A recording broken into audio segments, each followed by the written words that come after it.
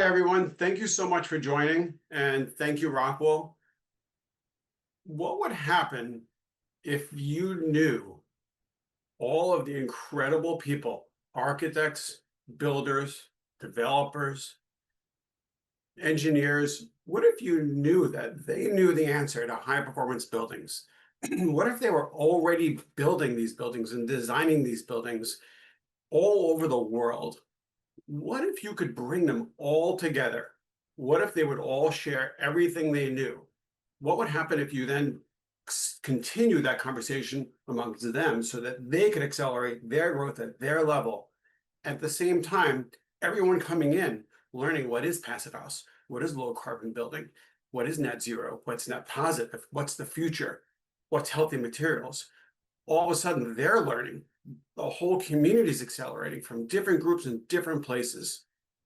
Affordable housing, market rate housing, supermarkets, fire stations, schools, senior housing, everything. It already exists. It's already being done by great people and great groups. Bringing these people together is what the Passive House Accelerator was made for. And Reimagine Buildings 25 is a snapshot of where that is right now.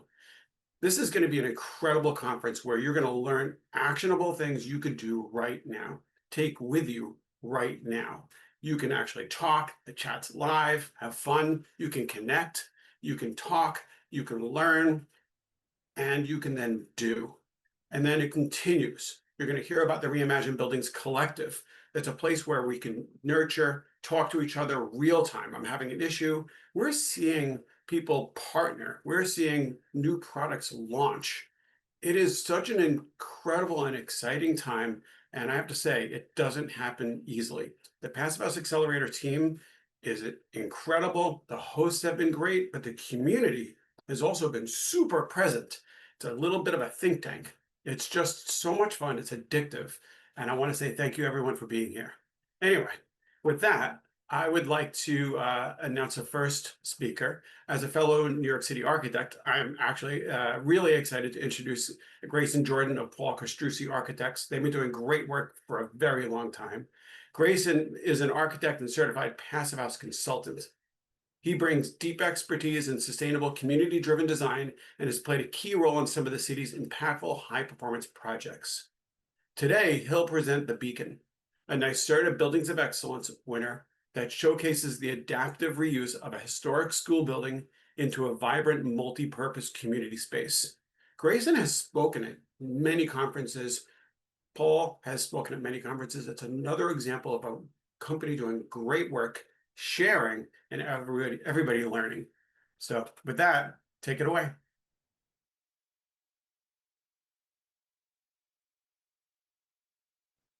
Hey, great. Thank you for that introduction. It's a real pleasure to be here for the first hour of Reimagine Buildings.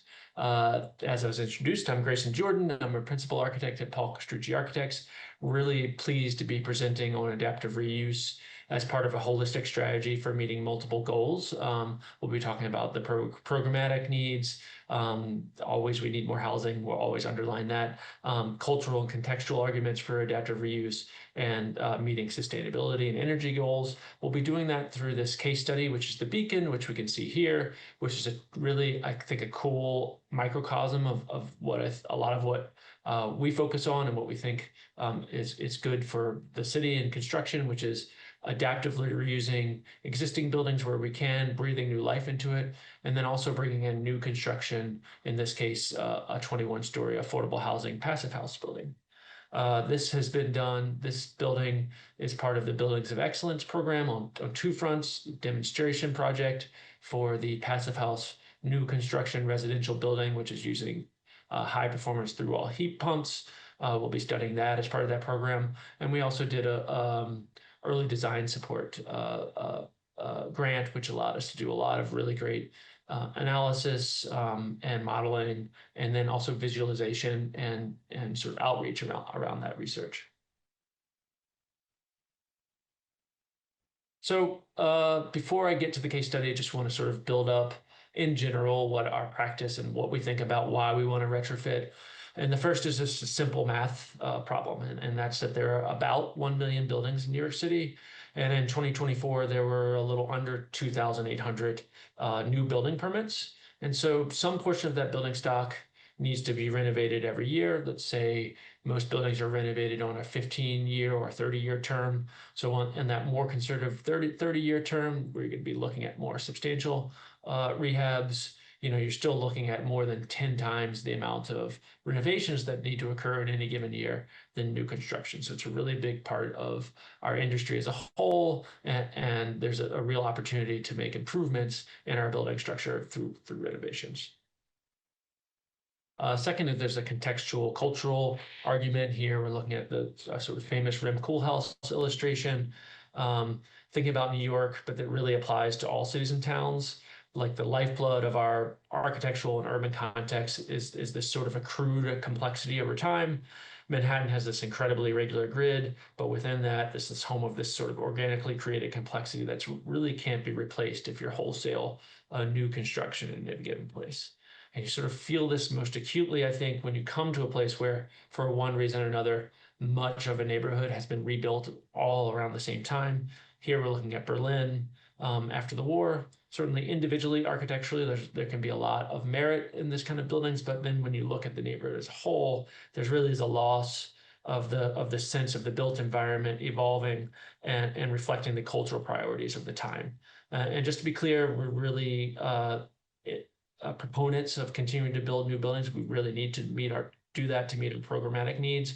We always need new affordable housing, but I think should best be done within the context of the existing built environment. And frankly, it would be better if we spread some of that into places like Manhattan, some of this new affordable housing complexity into places like Manhattan that need that diversity, rather than consolidating them in the poorer neighborhoods. And when we get that balance right of renovating old buildings and building new, we sort of know it because those spaces reflect naturally who we are, what we do, what we care about. We see this all throughout New York City and Flushing, and a completely different sort of representation in Crown Heights. And then Coney Island with its unique sort of identity through Soho, iconic Midtown Manhattan, and then all the way to our site, which is in Harlem. Each of these neighborhoods, there's a balance. We're not proposing to put these neighborhoods in a glass case and preserve them like a diorama in the Natural History Museum, but we don't want to raise them to the ground every 50 years and build completely new. We want new development interspersed with existing, and that means when we renovate and when we adaptively reuse, we need to be thinking sort of programmatically, structurally, and sustainably how to thoughtfully integrate these generational capital investments. It's also a very strong climate argument for renovating and adaptive use. One of the great aspects of the Buildings of Excellence program is that it really gave us time and resources not only to push the envelope in our design strategies, but really to model, analyze, and visualize the results of those strategies. And here we see some of that research into embodied carbon. Here we're comparing actually the adaptive reuse and the new construction component of this project. It's a little bit apples to oranges. They're not the same size. They're different uses. But when we break it down to a embodied carbon intensity, that is per square foot, we can begin to get a sense of how these things are performing from embodied carbon, and the adaptive reuse is 3.5 times less the embodied carbon. And I would characterize this adaptive reuse as a very intensive intervention. We're doing a lot of envelope work, we're doing a lot of MEP work, and we put an addition on the building. So a more traditional retrofit, you're going to see that ratio of embodied carbon really tilt even more in favor of the retrofit. This embodied carbon argument is very important to some of our most important shorter term carbon goals. If we look at 2050 as an important benchmark for not meeting sort of carbon tipping points, we're going to see embodied carbon takes on a much more meaningful place within our decision-making structure. So here we're looking at the new construction building. We're mapping out the embodied carbon versus operational carbon for the brown line, which is the base case built to existing energy code, and the sort of blue line, which is the passive house plus solar case. So we're going to see even for the business as usual case, we're looking at the amount of operation carbon to offset the embodied carbon. That threshold doesn't occur until 2042. When we're building a passive house, it extends out that so that our operational savings of carbon really don't match the embodied carbon until after that 2050 benchmark. And so this is not meant to be an argument against passive house, but more an argument that when we do passive house, our decisions about embodied carbon become that much more important. And it's an argument where it makes sense, programmatically, structurally, culturally, that we should consider retrofit. Another argument to the retrofit's favor is it's cheaper. In this case, even though we're doing quite a bit of renovation and adding an addition, it's $112 per square foot cheaper than the new construction. There's also, okay, so now let's say we've made the case that I've made the case to my client that we want to retrofit a building, we're not going to tear it down. When we do that, just like in new construction, it's very important that we do a deep energy retrofit, that we make it as energy efficient as we can, as all of our buildings are becoming electrified either through mandate or through being strongly encouraged through city agencies. In the short term, I don't think this is going to be a long-term issue, but in the short term, we do need to consider this utility gap penalty, which is to say that electricity in New York City just costs more per unit of energy than gas. And so the way to overcome that is to drive down those needs, the utility needs, through things like passive house. Overlaid on this too, another business argument is local law 97. Any of our larger buildings are going to be subject to this. And of course, we want to avoid paying fines. So we have to meet a certain benchmark, which is, a little bit better than energy code. And as we get out further in time in local law 97, significantly better than energy code and electrifying. So it's sort of this double-edged sword where local law 97 is pretty much mandating that if you want to meet it in 2050, that you need to electrify. But in the short term, electricity is more expensive. And so to sort of thread that needle, we think we should be electrifying these buildings, but also using something like the passive house standard to drive that energy use way down. Adding on top of this as sort of a benefit, so that's the stick approach. There's also a carrot. There's been a lot of discussions about sort of carbon performance trading. And we expect or are hopeful that something like this will come online in the next couple of years, where if my building is meeting or exceeding local law 90, or I should say, where it's exceeding local law 97, I can share some of that excess savings with somebody who isn't meeting local law 97 for a fee. So they're going to be paying a little bit less than the fine would be, and I'm going to be getting subsidy that allows me to get some of these great bells and whistles into my renovation. And then when that other building retrofits, they're going to be encouraged to deep energy retrofit as well. Okay, so that brings us to our case study. As I said at the top, this is the Beacon. This is located in East Harlem. It's a two-part project, the community facility, which is adaptive reuse, and a 282-unit residential building that's 100% affordable. It's really unique in that it combines both those programs and construction types on one site. So it's a really good case study for us to think about a number of issues and compare and contrast. This was a competitive HPD RFP process, and we think one of, if not the main distinguishing feature of our winning submission was the fact that we did look at this as an adaptive reuse project. We know that many of our competitors saw that it was much easier to knock down this existing public school and build new. It just makes the site much easier to deal with. But in looking at this site, and we saw that actually, this school has not been in commission for a couple of decades, and the community had already begun the process of adaptive reusing. They'd begun to use this space for some community groups and local nonprofits, and that creates this powerful argument for saving it. And building on top of that, it's sort of a lovely little architectural landmark. It's not in the landmark district sense, but just sort of a nice building that is known throughout the community, has some very nice detailing.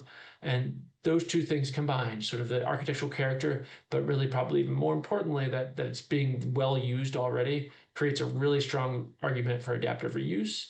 And so we do a tour of the building. We see the building's in really pretty good shape.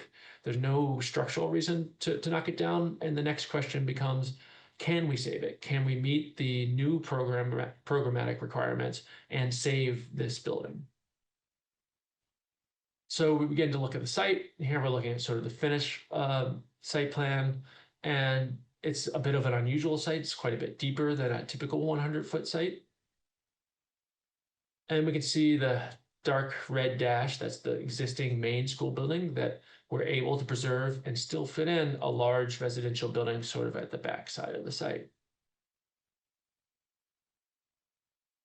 And again, thinking about one of the primary reasons we want to save the building was that it was being well used in the community. We wanted to improve those existing uses and expand on them. And so in the existing 5 stories, we're proposing wonderfully healthy, comfortable spaces, well-lit spaces with new finishes, new thermal envelope, new lighting. But we're also expanding this community use through a rooftop addition. And this is these new spaces on the 6th floor rooftop are a community greenhouse and a multi-purpose room/gym. And these are being programmed in coordination with the local public school, but will also be open to the general public.